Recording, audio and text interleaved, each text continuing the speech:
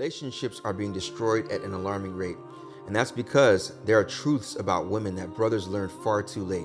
In the next few minutes, I'll share with you 7 truths about women that will transform how you navigate relationships forever, inshallah. Never get confused by her behavior, and never allow yourself to be manipulated into something that will compromise your integrity as a Muslim man. Let me start with the most fundamental truth that many brothers miss out on until it's too late. Number 1, gentlemen, is that she is not like you.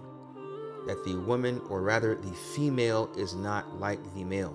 Because of the gender, derives rulings for the male and rulings for the female, whether they are separate or they are together. So for example, we all have to make salah 5 times a day, but there are times during the month where the woman is not allowed to make salah because the way she is created, she has her menstruation, right? She's not allowed to pray. She is not allowed to fast when she's on her menses. And this is not a form of deficiency for her. This is one characteristic amongst many. The fact that she is driven by her emotions, which we will talk about, that is because the way she is created, which is not a deficiency, it's just different. And when men understand that early, they will know how to appropriately deal with them. The Prophet ﷺ, he said in a beautiful hadith, "Istawsu bin-nisa'i khayran." He said to be kind towards women. Then he gives part of the reason why.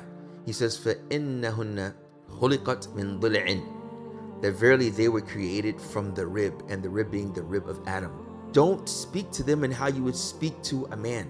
Number 2, they are more likely to be led by their emotions. It can be a determining factor in their decision-making process. But it's important for men to know that as women are different, as females are different, from the characteristics of them is that they may be led by their emotions, and they'll make decisions based on their emotions.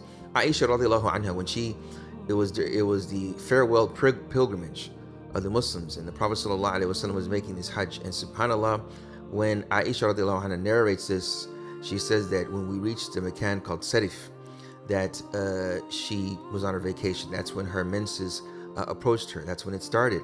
What happened? She started to cry. She started to cry. The Prophet ﷺ came to her and he said, "Malaki tabki." He said, "Why are you crying? Anafisti? Did your period start?" And she said, "Yes."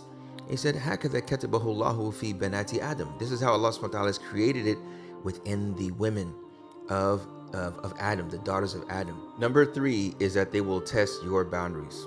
And she'll do that by saying things or by doing things to see if you're going to respond and how you're going to respond. She may backbite her friend. She may backbite her sister. She may backbite her mother. She may backbite her father. She may backbite a friend of yours, right? It is important that in this particular situation, you shut that down. You do not let that continuously happen. Aisha radiallahu anha, again, the mother of the believers. One time she was speaking about the Prophet's first wife, Khadija radiallahu anha, and she basically was mentioning her characteristics, how she looked. One time she mentioned that she was short, another time she mentioned that her cheeks were very red, and then she basically said she's old in age, and Allah has replaced you with something better than her. And she was speaking about herself, Aisha radiallahu anha. The Prophet sallallahu alaihi wasallam's response, he said, "Wallahi ma abdanani Allahu khayran minha." He said, "Wallahi, Allah has not replaced anyone better, given me anyone better than her." And he said this to Aisha. Subhanallah. Look how he's praising her in front of Aisha. He's showing his boundaries. Number 4, what you say and how you say it particularly is more important than how you look. You may be saying something, but it's the way that you said it that she gets offended. When you sense that, that's where you have to be wise, man. Number 5, and this can be a hard one, but this is from hadith of the Prophet ﷺ, that they may be ungrateful. And the Prophet ﷺ confirmed this in a well-known hadith, the subhanallah, where he said that he got to see the hellfire. And when he was able to see the hellfire, he saw that most of its inhabitants were women. And then when they asked why that is the case, the companions asked why that is the case, he said, yakfurna al-ashir, that they are ungrateful to their husbands. And when they asked, yakfurna bil-ashir, he said that the man will spend on them or be good to them, ihsan ilayhinna, for the lifetime, and what they will say, ma fa'alti li khayran qat, you have never done any good for me. He needs to be prepared for that. If he gets into an argument with his wife, she may say something along those lines. She may use the word never. I've never seen. You have never done. Never. And this can really, really hurt the man because he puts so much work in. Number 6, they have the propensity to be the best form of inspiration. What do I mean by this? Very simply, Khadija was a form of inspiration for the Prophet ﷺ when he received revelation. Don't give up on yourself. I'm here. I love you. She says those certain things that no one else can say. And that serves as a form of inspiration. Number 7, they want to feel safe.